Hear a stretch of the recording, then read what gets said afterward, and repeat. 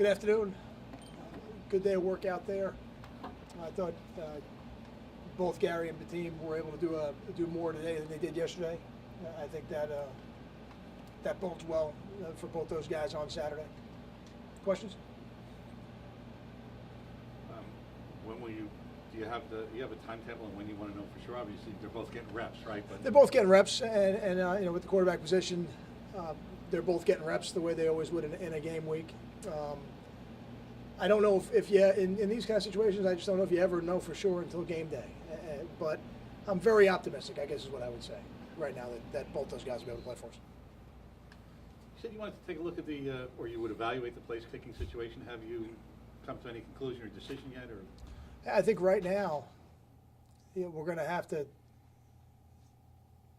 look at all the practice tape and make a decision, because it has not been a situation in the games or in practice where I feel like either guy has taken full control of the job, and I don't feel like either guy has stepped away from the job.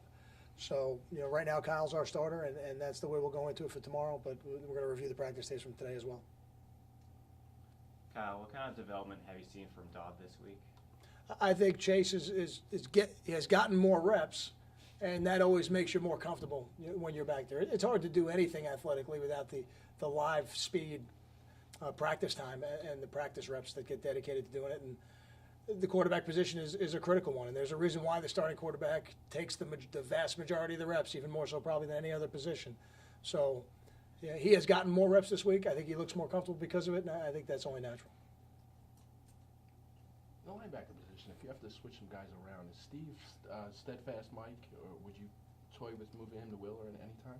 I don't think so. I think Steve has really found a home there at the middle linebacker spot, and we have one guy already in Kevin Snyder who's really moving back and forth between the Sam and the Will, and I don't know that we'd want to do that with a lot of players. I think Kevin's a unique guy in his ability to do that. So the more we can specialize those guys into one position, I think the better chance they have to grow.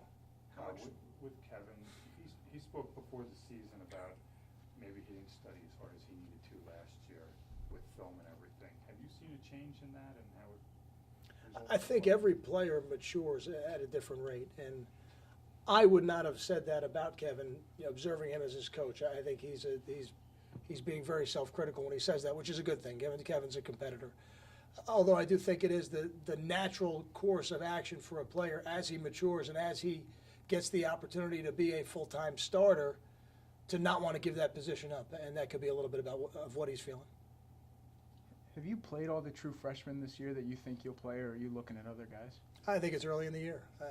We are only 3 games in with our 4th game this Saturday, and then there's a bye week after that. So I wouldn't shut the door on any of those things just yet.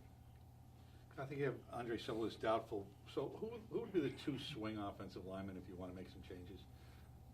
The next group of guys, if we're able to go in with our starting 5 the way it's been the first couple games here, you've got Antoine Lowry who can go in there and play on either side of the ball at guard, and Dallas Hendrickson obviously can go in there and play center for us, and then a guy like Brian Leone can go in there and play really tackle, guard, or center. All those guys that have done all that stuff for us. They'd probably be the next 3 guys. With Paul James, given his injury history, do you watch how many runs he gets during the course of a game, and is something you're going to monitor as the season goes on? I think when a running back gets into a game and for lack of a better term, they appear to get hot, you have to give them an opportunity to change the game. And Paul did such a great job in the offseason, I don't have any of those concerns. Coach, how important is it to have a guy like Marcus Thompson, his motor, on the defensive line? I think you need more than one, and I think we have more than one. I think we've got Marcus Thompson, we've got Jamil Morrell, who's now back playing with us again, and a guy like David Maluski, and even the younger guys like Darius Hamilton. It becomes infectious, and I do believe that starts up front on defense. When you have a defensive line that can run sideline to sideline and will play from snap through the echo of the whistle, you've got a chance to really play defense at a high level, and it spreads to the linebackers, it spreads to the defensive backs, but it starts up front. There's no doubt about that. Have you seen the improvement in the tackling that you wanted to see? And you had mentioned that maybe some of the younger guys were guilty of it, but is there a specific unit that's more culpable than any other? I think younger or less experienced seems to be the majority of those things. Not that it's exclusive to any of them.